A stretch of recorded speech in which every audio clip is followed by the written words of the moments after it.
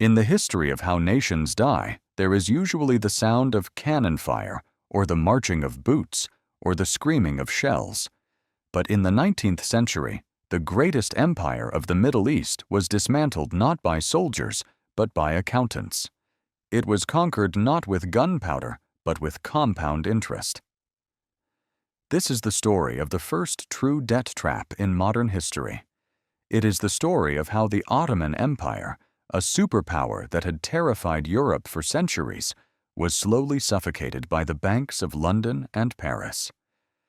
It is a cautionary tale that echoes loudly in our modern world because it demonstrates a brutal geopolitical truth, which is that you do not need to invade a country to own it. You simply need to hold its mortgage. But this was not just about numbers on ledgers or interest rates in contracts. This was about sovereignty itself. This was about how an empire that once laid siege to Vienna, that controlled 3 continents, that held the keys to the holiest sites in Christendom and Islam, was reduced to a puppet state where European bureaucrats collected its taxes, controlled its revenues, and dictated its financial future.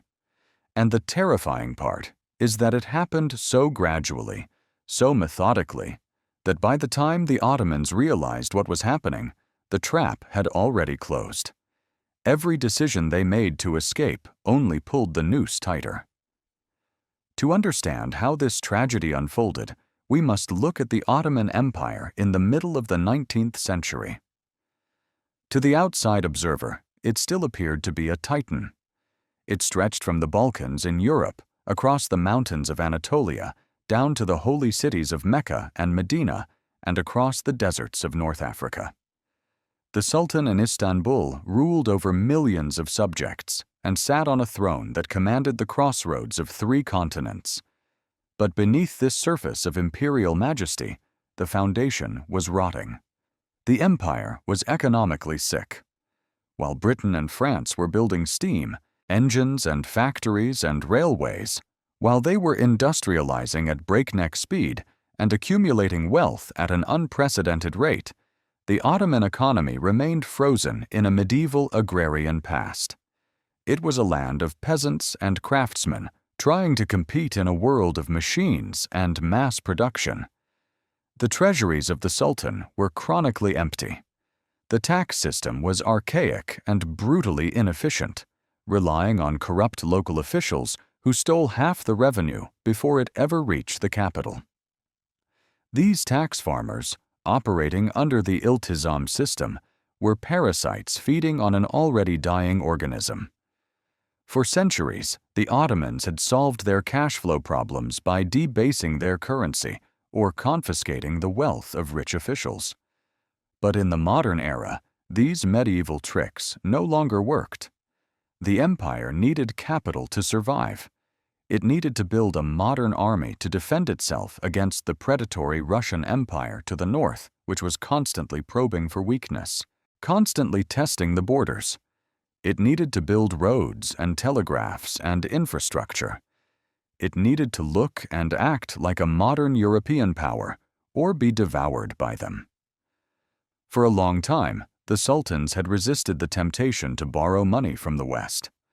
There was a deep cultural and religious aversion to usury, to the very concept of interest, and a political fear of becoming dependent on the Christian powers of Europe. They understood instinctively that debt was a form of control. But in 1853, the dam broke. The Russian Empire invaded Ottoman territory, sparking the Crimean War. This was a conflict of massive scale that the Ottomans could not afford to fight alone. Britain and France, terrified of Russian expansion into the Mediterranean and the warm water ports that would give Russia unprecedented strategic advantage, stepped in to help the Turks. They sent armies and fleets to the Black Sea, but they also sent bankers. The war was bleeding the Ottoman treasury dry. The soldiers needed to be paid. The guns needed to be bought. The fortifications needed to be built. And on August 24, 1854, the Ottoman Empire signed away its future. they took their first foreign loan. 3 million British pounds from British bankers, guaranteed by the British government, with a 6% interest rate. But here is where the trap begins to close. The bonds were issued at only 80% of face value. This means that for every £100 the Ottomans promised to repay, they received only £80 in actual cash. Think about that for a moment. The Ottoman Empire borrowed £3 million, but only received £2.4 million. They were already underwater before they spent a single coin. This is the first mechanism of the trap. The banks take their cut immediately. The commission fees, the discount rates, the various charges that drain away 20% of the loan before it even reaches the borrower. But the borrower still owes the full amount, plus interest. The Ottomans told themselves it was temporary. Just one loan to get through the war. Just a short-term measure to deal with an emergency. They would win the war, stabilize their revenues, and pay it back. But that is what everyone says when they take their first loan from a predator lender. And in 1855, they took another loan. £5 million this time. And in 1858, another £5 million. And in 1860, another. And in 1862. And in 1863. And in 1865. And then every single year from 1869 to 1874, sometimes multiple loans in a single year. This is the second mechanism of the trap. The debt spiral. Each loan is supposed to help modernize the empire, to increase productivity, to generate new revenue that will allow repayment. But instead, the money goes to pay the interest on previous loans. Or it goes to lavish palace construction projects because the Sultan needs to project power and wealth even as his empire hemorrhages money. Or it goes to corrupt officials who siphon it off before it can be used productively. Very little of it goes to actual productive investment that might generate the economic growth needed to escape the debt. And with each new loan, the terms get worse. As the Ottoman creditworthiness declines, as rumors of potential default spread through European financial markets, the interest rates climb higher. Some loans exceed 10% interest. The bond prices at issuance drop to 68% of face value, then 66%. The Ottomans are borrowing £1 and receiving 60 cents, while promising to pay back £1 plus interest. The mathematics of this are inescapable. It is a slow-motion financial execution, but the bankers are not stupid. They know the risks, so they demand security. Each loan is backed by specific Ottoman revenue streams. The tobacco taxes go to secure one loan. The salt monopoly revenues secure another. The customs duties from specific ports secure a third. The tribute payments from Egypt secure a fourth. Piece by piece, the sovereign revenues of the Ottoman Empire are pledged to European creditors. The empire is being carved up financially before it is carved up territorially. In 1863, something even more insidious happens. The Imperial Ottoman Bank is established. On the surface, it appears to be an Ottoman institution. It has the word Ottoman in its name. It is based in Istanbul. But make no mistake about who controls it. The general manager must be European. The capital is British and French. And this bank now has the exclusive right to underwrite Ottoman government bonds in European markets. The Ottomans no longer even control access to their own credit. They must go through a European bank that takes its cut, that sets the terms, that has every incentive to keep the Ottomans borrowing because that is how the bank makes its money. This is the third mechanism of the trap. The creation of intermediary financial institutions that claim to serve the borrower but actually serve the lender. The Imperial Ottoman Bank pretends to be helping the Ottoman government access European capital markets, But what it is really doing is ensuring a steady flow of Ottoman debt that generates fees and commissions and interest payments that flow back to London and Paris. By 1873, the global economy enters a depression. The Panic of 1873 crashes stock markets across Europe and America. Credit becomes tight. New loans become almost impossible to obtain.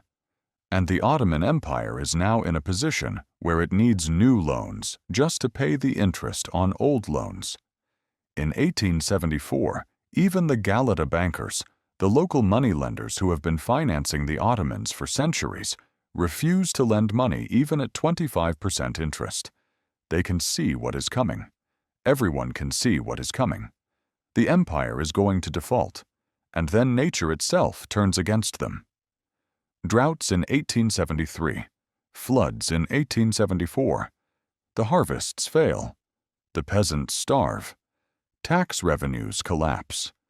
The empire that was already teetering on the edge of insolvency is pushed over the cliff.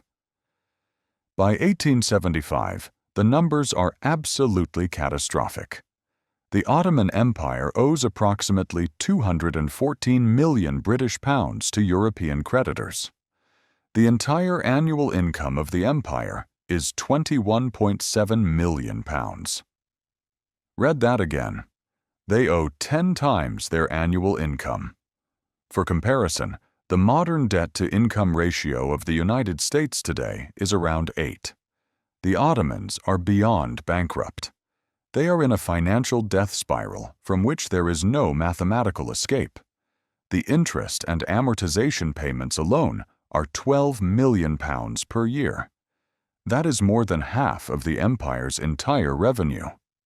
More than half of every tax collected, every customs duty paid, every monopoly profit earned, must go directly to European banks before the Ottoman government can spend a single coin on defense, on administration, on anything. It is impossible. Completely, mathematically, impossible. And so on October 6, 1875, the empire does the only thing it can do. It suspends interest payments. It defaults. And the reaction in Europe is immediate and furious. British and French newspapers scream about Ottoman treachery. Bondholders, many of them middle-class investors who put their savings into Ottoman bonds because of the high interest rates, demand that their governments intervene. One bondholder, a widow of a British military officer named Clara Mockler, writes to the Foreign Office explaining that the default has left her in actual want of means to pay for her children's education. Her entire savings were in Ottoman bonds. The British and French governments face enormous domestic pressure to do something, but they cannot simply invade the Ottoman Empire. Russia would never allow it. Austria would never allow it. The whole balance of power in Europe and the Middle East would collapse. So they devise something more clever, something more insidious, something that will allow them to control the Ottoman Empire without firing a single shot. In 1878, at the Congress of Berlin, the European powers agree for the first time to negotiate with the Ottomans on behalf of the bondholders, not as individual investors, not through the courts, but as a collective European demand backed by the implicit threat of military force. This sets the stage for what comes next. And what comes next is the final mechanism of the trap. The mechanism that transforms debt into direct colonial control. On December 20th, 1881, the Ottomans signed the Decree of Muharrem. This decree creates the Ottoman Public Debt Administration, and with this, the Ottoman Empire ceases to be a truly sovereign state. The OPDA, as it becomes known, is an organization unlike anything seen before in history. It is a European-controlled bureaucracy operating inside the Ottoman government with the power to collect taxes and revenues and send them directly to European creditors. Let me be very clear about what this means.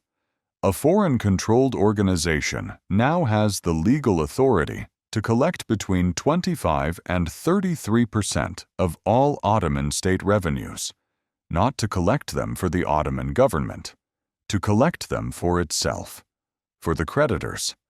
The governing council of the OPDA includes representatives from Britain, France, Germany, Austria, Italy, the Netherlands, and one token Ottoman representative. 7 foreigners and 1 Ottoman deciding how to spend a third of Ottoman tax revenue.